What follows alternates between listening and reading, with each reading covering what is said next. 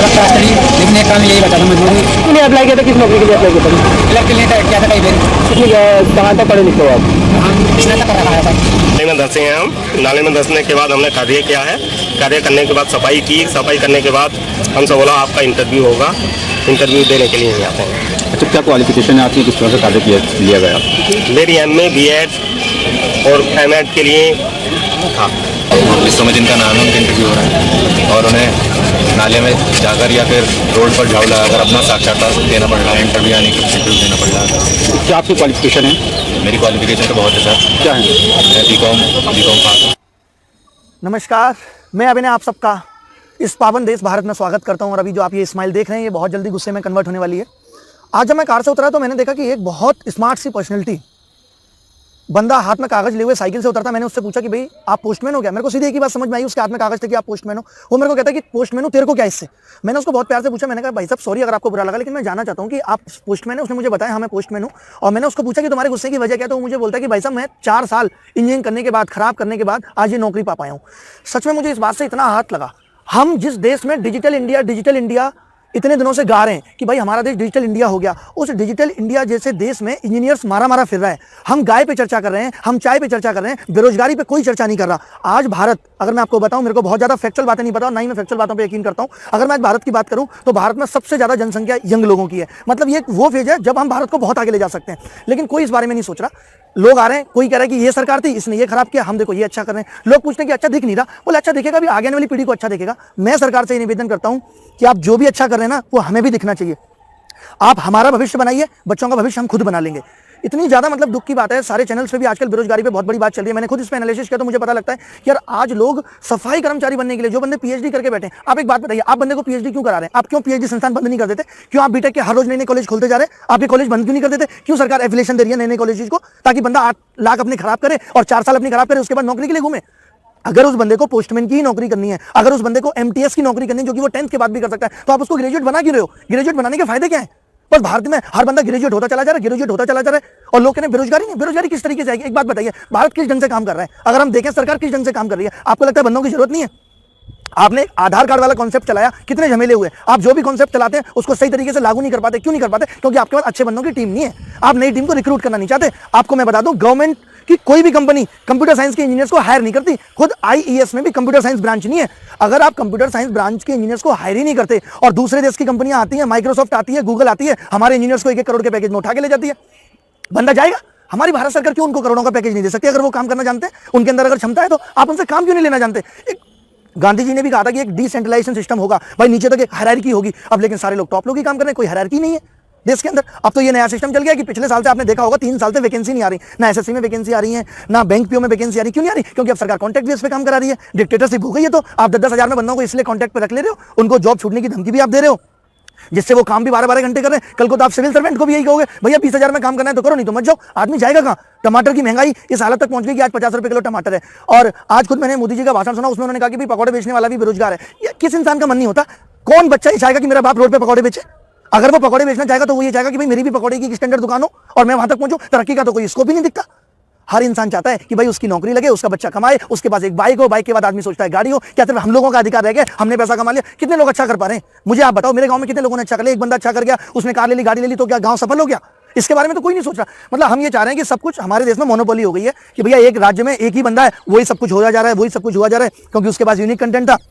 जनता थोड़ी सी बेवकूफ है, सरकार ने इसे महाबेवकूफ समझ लिया है कि कुछ भी करो कोई फर्क ही नहीं पड़ रहा। मतलब बेरोजगारी पे जब बात करने की बात आई तो मोदी साहब ने ये कह दिया कि भाई आप पकौड़े बेचने वाला भी बेरोजगारी में काउंट होगा। तो फिर ग्रेजुएशन की जरूरत क्या है पकौड़ी करने के लिए? आप ये तो मुझे बताओ, 12th करने की भी जरूरत क्या है? पकौड़े बनाना तो मैं सिखा रहा हूं अपने YouTube चैनल पे। एक 10 साल का बच्चा पकौड़े बनाना सीख सकता है, सारे लोग पकौड़े बेचते हैं, हम सब करने की जरूरत क्या है?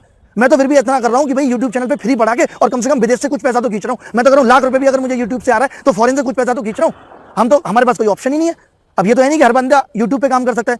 मैं खुद बता दूं, मेरा छोटा सा ऑर्गेनाइजेशन है, अगर मैं चाहूं तो आज 300 बंदे रिक्रूट कर सकता हूं और मैं धीरे धीरे कर रहा हूं और मैं उनसे काम भी निकलवा सकता हूं। लेकिन सरकार इस डायरेक्शन में सोचना नहीं चाहती। वो ये समझती है कि अगर बंदे को रिक्रूट करने का मतलब है सिर्फ सैलरी जा रही है, काम वो कुछ नहीं करेगा। जैसी सरकार की सोच है लोगों के लिए, वैसे लोगों की सोच बन गई है कि भैया सरकारी नौकरी में कुछ काम नहीं करना पड़ेगा।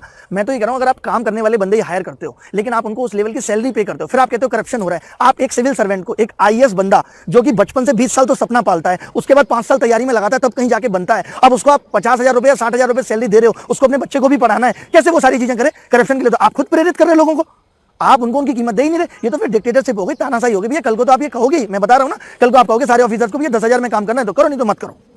तो ये कोई बात नहीं हुई। आप लोगों को, आप खुद एसएससी में देख लीजिए, ये वीडियो बनाने का ये भी पर्पज है कि भाई एसएससी के खिलाफ जो प्रोटेस्ट हो रहा है, पहले तो हम इस प्रोटेस्ट को सफल बनाएंगे, उसके बाद हम एक बेरोजगारी आंदोलन करेंगे। देश के हर कोने से बंदे मैं बुलाऊंगा, खुद मैं ट्रेनें बुक करूंगा उनके लिए, और हम एक बहुत बड़ा आंदोलन करने वाले हैं बेरोजगारी के खिलाफ। क्योंकि सरकार शायद इस तरीके से तो सुनने वाली है नहीं कि भाई सरकार को लगता है कि जैसा चल रहा, आदत पड़ गई लोगों को। अब वैकेंसी 1 साल कम हुई, थोड़ा सा बवाल हुआ, अब दूसरे साल बिल्कुल नहीं, आदत पड़ गई लोगों को। लोग तो अभी भी तैयारी कर रहे हैं, 80 लाख लोग एसएससी की तैयारी करते हैं, जिसमें 8,000 को भी नौकरी नहीं मिलती। नौकरी मिल जाए तो उनकी ज्वाइनिंग नहीं होती। मतलब सरकार अब ये 8-8 महीने भी टाल रही है। जैसे कि रिपोर्टर्स भी कह रहे हैं, सब लोग कह रहे हैं कि आप चुनाव का रिजल्ट बहुत जल्दी निकाल देते हैं। हम तो कह रहे हैं सारी चीजें आप जल्दी क्यों नहीं कर सकते? क्योंकि वहां पे आप अपनी सारी एनर्जी लगा देते हैं। वहां पे आप स्कूल विद्यार्थी से लेकर के स्कूल टीचर, सारे सरकारी लोग उसी काम में लग जाते हैं जब चुनाव होता है। आपको पता होगा, इसमें कोई नहीं लग रहा। आपके पास टीम नहीं, तो आप एक टीम बनाओ ना। कैसे पेपर आउट हो रहा है? क्यों हम इन चीजों को नहीं रोक सकते? और देशों में नहीं हो रही? हम इतने विदेशी दौरे कर रहे हैं, वहां से क्या सीख के आ रहे हैं? आज भी भारत 100 साल पीछे यूएसए से, पिछले साल भी भारत 100 साल पीछे था यूएसए से। तो मैं यही कह रहा हूं कि भारत कब जो है 10-10 साल के गैप पे पीछे होगा। पता चला कि आज भारत यूएसए से 100 साल पीछे था, इतनी तरक्की हो गई, अगले साल अब भारत 10 साल पीछे रह गया। तभी तो कहीं जाके 10 साल में भारत यूएसए के बराबर आएगा। लेकिन हमें सिर्फ गाय पे चर्चा करने के अलावा कोई टाइम ही नहीं है। गाय के लिए हम तबेले बना रहे हैं, ये कर रहे हैं, वो कर रहे हैं। इंजीनियर्स पे कोई ध्यान नहीं दे रहा। जब इंजीनियर्स पे आपको ध्यान नहीं देना, या ग्रेजुएट पर्सन पे आपको ध्यान नहीं देना, तो आप उससे ग्रेजुएशन भी मत करवाइए, घर बैठा दीजिए सबको। अगर मोदी जी ने ये कहा है ना, बहुत ज्यादा हो गया। मोदी जी ने अगर ये कहा है कि भाई बंदे को दाल रोटी तो मिल रही है, तो दाल रोटी मिलना कोई जीवन नहीं है। आपने दाल रोटी दे दी, दाल रोटी तो अमृतसर के स्वर्ण मंदिर पे भी मिल जाती है। यहाँ बंदे दाल रोटी पाने के लिए बेरोजगारी को दूर करना नहीं चाहते, या वो ग्रेजुएट होना नहीं चाहते कि मेरी दाल रोटी चल जाएगी। हर इंसान के अपने सपने हैं, हर इंसान शान से जिंदगी जीना चाहता है। और मैं भी चाहता हूँ कि भाई लोग हमारे सामने जो भी बंदा निकले, आज एक जलेबी बेचने वाला भी तरक्की करे। आज एक जलेबी बेचने वाला, पिछले साल भी आपने जो कह दी ना, मोदी जी ने एक बात कही है कि भाई वो बंदा बाहर पकौड़े लगाता है। आपको पता है पकौड़े लगाने में कितने झमेले हैं? 4 बार पुलिस आती होगी उसके पास कि भैया पैसे दो, यहाँ खड़े होने के आप पैसे खड़े नहीं हो सकते। 4 बार उसका चालान कटता होगा। कितना वो पकौड़े बेच के कमा लेता होगा, ये हमें भी बहुत अच्छी तरीके से पता है। हम भी रोज पकौड़े बेचने वालों से ही मिलते हैं। तो कुछ भी ऐसा नहीं है। ये सब बातें बोल के एकदम गलत बात उन्होंने बोली है। मैं इस चीज को बिल्कुल अपोज करता हूं और एकदम सही बात नहीं है। और मैं एक ही रिक्वेस्ट करता हूं सरकार से कि भाई आप जो कह रहे हो ना तरक्की दिख रही है, तरक्की हम नहीं मानते कि तरक्की दिख रही है। किस बेसिस में, किस टर्म्स में हम कह सकते हैं? मैं युवा हूं भारत का, तो मैं किस टर्म्स में कह सकता हूं कि मुझे तरक्की दिख रही है? बताओ आप मुझे।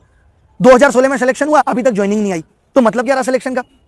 आप सरकार को बोल देना चाहिए कि भाई वो सैलरी देगी जितनी ज्वाइनिंग लेट हो रही है। तब तो कुछ भी ऐसा नहीं, आप 1 साल की सैलरी दीजिए, बंदा वेट कर लेगा। 2017 का मेंस होके नहीं दे रहा कि मुद्दे, आपका सिस्टम ही ठीक नहीं है एग्जाम कराने का। और सिस्टम में तो आपको बता रहा हूं, हमारे पास टीम नहीं है और हम टीम नहीं रिक्रूट नहीं करना चाहते। आप कितने कंप्यूटर साइंस के इंजीनियर रिक्रूट करते हैं? क्या आप ऑनलाइन एग्जामिनेशन के लिए आप बाहर की कंपनियों से एग्जाम करवा रहे हैं? आप अपना क्यों एक पोर्टल नहीं बना सकते? क्यों आप अपनी एक कंपनी नहीं बना सकते? आप भी तो बना सकते हो। सरकार इतनी फंडिंग नहीं कर सकती। खाली हमारा ध्यान इसी बात पे कि नई जीएसटी रूल बना दें, कैसे रेवेन्यू वसूला जाए। खाली रेवेन्यू वसूलने के लिए हम लोगों को देने के लिए कुछ नहीं है। तो मैं इस बात से बहुत हर्ट हूं। और अगर इसी तरीके से चलता रहा, अगर 1-2 महीने में भी ये सब रिक्रूटमेंट नहीं होते, एलडीसी का रिक्रूटमेंट नहीं हो रहा, बेचारा एक बंदा पीएचडी करके एमटीएस का फॉर्म भर रहा है। एमटीएस का काम क्या होता है मालूम है आपको? एमटीएस का काम कुछ भी नहीं होता। वो बंदा जो एक तरीके से ऐसे कह सकते हैं कि पियोन का सोफिस्टिकेटेड वर्ड है एमटीएस, और कुछ भी नहीं है, और इसीलिए काम नहीं हो पा रहे। अब एक बात बताइए, एक पीएचडी किया हुआ बंदा 25-26 साल का या 24 साल का, जितने का भी, एमटीएस के पद पे काम करेगा, कितने मन से वो काम कर सकता है? हर आदमी का एक माइंड का लेवल होता है। जैसे मुझे ही है, कोई मुझे बोल दे कि भाई ये काम करना है, तो मैं नहीं कर सकता, क्योंकि मुझे पता है मैंने उससे बड़े बड़े काम किए। भाई मेरा स्टैंडर्ड नहीं है वो, और इसीलिए हमारा तरक्की नहीं कर पा रहे हम। एक इंजीनियर पोस्टमैन की नौकरी करेगा ना, तो उसका मन पोस्टमैन की नौकरी में लगेगा। अरे पोस्टमैन की नौकरी के लिए तो हम 10th वाले को भी पकड़ सकते हैं, क्यों नहीं पकड़ सकते? जिसको नौकरी की जल्दी है। हमें नहीं लगता ऐसे भारत तरक्की करेगा। बिल्कुल अनफेयर है और ये एकदम गलत बात है। मैं लोगों से निवेदन करता हूं, हाथ जोड़ के रिक्वेस्ट करता हूं कि आप सब साथ दें और हम बेरोजगारी के खिलाफ एक आंदोलन करेंगे। अभी जो प्रोटेस्ट हो रहा है उसमें ज्यादा से ज्यादा लोग सपोर्ट करें। कम से कम एसएससी के जो जिस फील्ड में हम हैं, कम से कम उस फील्ड को हम सही कर पाए। एसएससी में अगर हम हैं तो एसएससी का एग्जाम टाइम से हो पाए, एसएससी की ज्वाइनिंग टाइम से हो पाए। इतना पोस्टपोन्ड एग्जाम हो रहा है, इतना पोस्टपोन्ड एग्जाम हो रहा है। आपने क्या समझा हुआ है? एग्जाम देना मजाक है? बच्चे का एक मूड होता है, वो उसके लिए अपना एक मूड प्रिपेयर करता है, तब कहीं जाके वो एक एग्जाम में बैठता है और अच्छा परफॉर्म कर पाता है।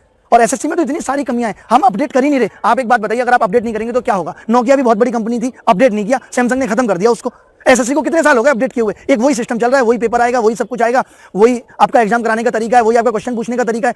अगर 80 लाख लोग पेपर दे रहे हैं तो क्या सिर्फ 4000 इंटेलिजेंट है? आपको नहीं लगता कि आपको 8000 लोगों को लेना चाहिए और 4000 को वेटिंग में डाल देना चाहिए? खुद मैं 4 बार सेलेक्ट हुआ और मैंने 4 बार नौकरी छोड़ी। मुझे इस बात का इतना दुख है कि एसएससी में ऐसा कोई रूल होना चाहिए कि अगर एक बंदा नौकरी छोड़ता है तो उसके पीछे जो बंदा लाइन में खड़ा है उसको मौका मिलना चाहिए।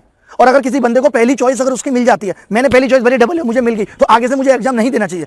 ये रूल होना चाहिए। ऐसा कोई रूल नहीं बनना, एक ही बंदा। और हो कैसे सकता है? अब आप खुद बताइए, 2017 का एग्जाम चल रहा है, होगा क्या, 2017 का रिजल्ट आएगा नहीं और 2018 का प्री करा लेंगे। तो जो बंदा 2017 के रिजल्ट का वेट कर रहा है उसको लगता है कि यार मेरा हुआ नहीं हुआ, मैं 2018 का भी फॉर्म भर देता हूं। इस चक्कर में लोग बढ़ते जा रहे हैं। एक ही बंदा है जो 2017 में भी सिलेक्ट होता है, 2018 में भी सिलेक्ट होता है। यही कब हुआ था, 2013-14 में भी यही हुआ था, क्योंकि इन्होंने दोनों एग्जाम एक साथ लिए थे। यार ये मुझे लगता है कि इसके लिए कुछ ना कुछ सरकार को जरूर करना चाहिए, और इस तरीके से बेरोजगारी कभी नहीं मिटने वाली, ना ही हमारा देश तरक्की करने वाला है। आप देख ही रहे हो क्या हालत हो रही है। दिल्ली में जाम की स्थिति क्या है, किस चीज पे हम काम कर रहे हैं, क्या काम दिख रहा है। हम सिर्फ चिल्ला रहे हैं डिजिटल इंडिया, डिजिटल इंडिया। क्यों? क्योंकि अब सारे पेमेंट कार्ड से होने लगे और पेटीएम से होने लगे, तो इंडिया डिजिटल हो गया। पेमेंट करने के लिए पैसा आएगा कहां से, इस पे तो कोई बात नहीं कर रहा। जिन लोगों के पास पैसा है वही कार्ड से खर्च कर रहे हैं, यूज कर रहे हैं, एंजॉय कर रहे हैं। ये हो गया साहब डिजिटल इंडिया। इसको डिजिटल इंडिया कहते हैं। कंप्यूटर साइंस के इंजीनियर को यहाँ 8,000 की नौकरी नहीं मिल रही, 5,000 में बंदा रिसेप्शन की नौकरी करने को तैयार है। ये हमारा डिजिटल इंडिया है। भारत बहुत आगे निकल गया इस चीज में। तो मुझे लगता है ये सब सही नहीं हो रहा, और हम इस चीज के खिलाफ बहुत कुछ करेंगे, बड़ा करेंगे। सिर्फ चाय पे और गाय पे चर्चा करने से कुछ नहीं होगा। और जितने भी लोग ये चर्चा कर रहे हैं ना, मैं सच बता रहा हूँ, आज एक बात जो आपको बहुत बुरी लगेगी, ये जो कहते हैं ना कि गाय माता है, हम भी कहते हैं कि गाय माता है, लेकिन सच्चाई ये है इनको कोई गाय माता नहीं, इनकी सिर्फ भैंस माता है। आप मुझे बताइए कितना आप गाय की केयर करते हैं। एक गाय आपके घर के सामने 10 मिनट खड़ी रहे, आपसे बर्दाश्त नहीं होती कि कहीं गोबर ना कर दे, आप उसे भगा देते हैं। ये आप गाय के लिए आपका सम्मान है। और अगर गाय की सच में इतनी वैल्यू होती ना, तो आज गाय इतनी घूम नहीं रही होती। आपने किसी भैंस को घूमते हुए देखा है? 4 घंटे अगर एक भैंस एक गली में घूम जाए तो 10 लोग क्लेम करने वाले आ जाएंगे, मेरी है मेरी है। तो बताओ आप कौन माता है? खाली हमने ढिढोरा पीट रखा, गाय हमारी माता है। गाय को हम बहुत सम्मान देते हैं, कुछ नहीं सम्मान देते। आप गाय को रोटी खिलाने के बाद चाहते हैं कि गाय चली जाए, आप भगा देते हैं उसको। ये आपका गाय के लिए सम्मान है। कौन बंदा है जो गाय माता कहता है? आप गली में घूमती हुई गाय को अपने घर में क्यों नहीं बांध लेते?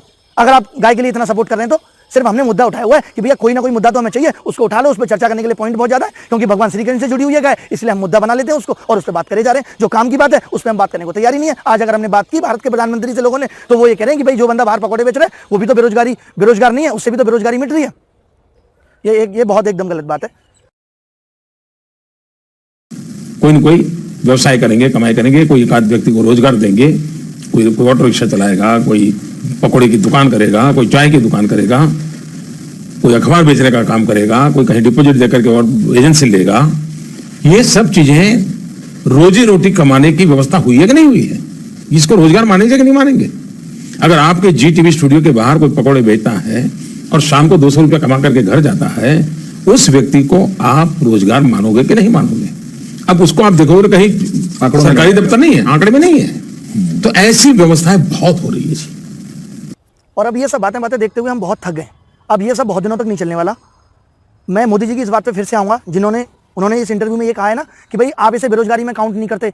200 रुपये बेच के बंदा 200 रुपये कमा रहा है। तो मैं आपको बता दूं, ये कोई बंदा मजबूरी में कर रहा है, ये कोई कमाई नहीं है, कोई बेरोजगारी मिट नहीं गई। जो आप इससे भी चाहते हो कि रिटर्न फाइल करे। एक बंदा जो दिन में एक जगह पकौड़ी का ठेला लगा के 4 बार पुलिस उसे आके 10 जगह उसकी बदल देती है, और आप कहते हैं कि वो रिटर्न फाइल करे और वो बेरोजगारी में दिखाए कि भाई इसको रोजगार मिल गया। कमाल करते हैं साहब आप। हमने आपको चुन के भेजा और आप इस तरीके के जवाब भेज रहे हैं, तो बहुत अच्छी बात है।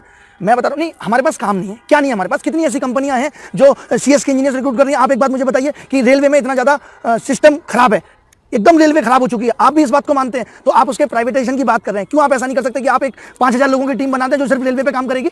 क्यों आज एक रिजर्वेशन करना हो हाथ पर मारने पड़ते हैं और रिजर्वेशन नहीं हो पाता? कि आपकी साइट वर्क नहीं कर रही? क्यों नहीं कर सकते? भाई हमारे देश का इंजीनियर ही है जो बाहर जाके सॉफ्टवेयर बना रहा है, और हम उस सॉफ्टवेयर को पैसों में यहाँ खरीद रहे हैं, मेट्रो चला रहे हैं। वो हमारे देश का इंजीनियर है। हमारे देश के आदमी को आप समझते क्या है? मैंने देखा लोगों को, एक इंजीनियर जो इतना अच्छा काम कर सकता है, या तो वो 8,000 रुपये पे कहीं रिसेप्शनिस्ट की नौकरी कर रहा है, या वो सफाई कर्मचारी का तक फॉर्म भर रहा है, आज पोस्टमैन तक का फॉर्म भर रहा है। ये तो हमारे देश की हालत हो गई है, क्योंकि हम लोगों को काम देना नहीं चाहते। देखो सीधी मंशा यही है सरकार की कि हम लोगों को काम देना नहीं चाहते। काम तो हमारे पास बहुत है, और आपको भी दिख रहा है कि काम बहुत है। आधार कार्ड का काम हो, कोई भी काम सरकार का होता है, ठीक से हो नहीं पाता। क्यों नहीं हो पाता? क्योंकि हमारे पास उतने एम्प्लॉय नहीं है। जब नोटबंदी की बात आई थी तो बैंकों में इतना बुरा हाल हो गया था। क्यों हो गया था? क्योंकि हमारे पास उतना बड़ा सिस्टम ही नहीं है, और हमने डिसीजन ले लिया उतना बड़ा। तो हमारे पास लोगों की कमी है, और लोगों को रिक्रूट होना चाहिए। मेरा यही कहना है देश की सरकार से, और मेरा विनम्र निवेदन है मोदी जी को, अगर हम बेरोजगारी को नहीं मिटाते तो ये बहुत भयानक होने वाली है। और उससे पहले हम ये डिसीजन लेंगे और लोगों का एक बहुत बड़ा जुट तैयार करेंगे। जितने सारे लोग मेरे से जुड़े हुए हैं, 17-18 लाख फॉलोअर्स हो चुके हैं अपने फेसबुक और यूट्यूब पे मिला के, तो हम एक बड़ा आंदोलन करेंगे इसके खिलाफ, और लोग जुड़ेंगे। भाई लोगों को तो जुड़ना है। हर साल इतने सारे इंजीनियर्स बन रहे हैं जिनको एक को नौकरी नहीं मिल रही, सब लोग जुड़ेंगे। तमाम ग्रेजुएट बंदा क्या करता है, BA कर लिया, अब ठीक है अपना IAS की तैयारी कर रहा है, 5 साल उसमें खराब कर देता है। वो ऑप्शन नहीं है उसके पास कुछ। हर आदमी की कुछ ना कुछ तो स्किल है, हर आदमी की कुछ ना कुछ स्किल है। हम उसे वो स्किल के अकॉर्डिंग काम क्यों नहीं दे सकते? हमारी सरकार भी ये कर सकती है कि भाई सरकार ने जैसे SSC UPSC बनाया हुआ है, जब सरकार को पता है पहले भी SSC UPSC था, आज हमारा देश इतना बड़ा हो गया, इतनी हमारे देश की जनसंख्या बढ़ गई, आज भी वही 2 चीजें हैं जो रिक्रूट कर रही हैं। क्यों और सारी चीजें नहीं हो सकती रिक्रूट करने के लिए? क्यों और सारे नए सिस्टम हम नहीं बना सकते रिक्रूट करने के लिए, जो एक नए बेस पे काम करे, नया अंदाज हो काम करने का, जिससे जल्दी हम रिजल्ट निकाल पाए? सब कुछ ऑनलाइन एग्जाम हम ले रहे हैं, 1-1.5 घंटे में हम रिजल्ट दे सकते हैं। TCS कैसे कर लेती है? TCS जाती है एक कंपनी कॉलेज में, और उसी दिन सेम दिन सुबह रिटर्न लेती है, शाम को इंटरव्यू ले लेती है, और बंदा रिक्रूट। हम नहीं कर सकते ऐसा। चलो 1 दिन में नहीं कर सकते, 1 महीने में तो हम कर सकते हैं। हमारे पास वो कंपनी नहीं है, हम सॉफ्टवेयर खरीद सकते हैं लेकिन बनवा नहीं सकते। जबकि गवर्नमेंट के बस में तो सब कुछ है ना, गवर्नमेंट चाहे कुछ भी कर सकती है। तो मेरा यही लोगों से निवेदन है और आप हमारे साथ आइए और इस बेरोजगारी को मिटा के रहेंगे। और ये सब नहीं चलने वाला, बहुत हुआ, गणित तो अपन पढ़ाई रहे हैं और गणित चलता ही रहेगा, लेकिन बाकी बहुत सारी चीज़ें जो हमें खत्म करनी है। तो चलो मैं विदा लेता हूँ, आप मुझे इसी तरीके से सपोर्ट करिए और अपन इसे मिटा के रहेंगे। Bye bye, take care.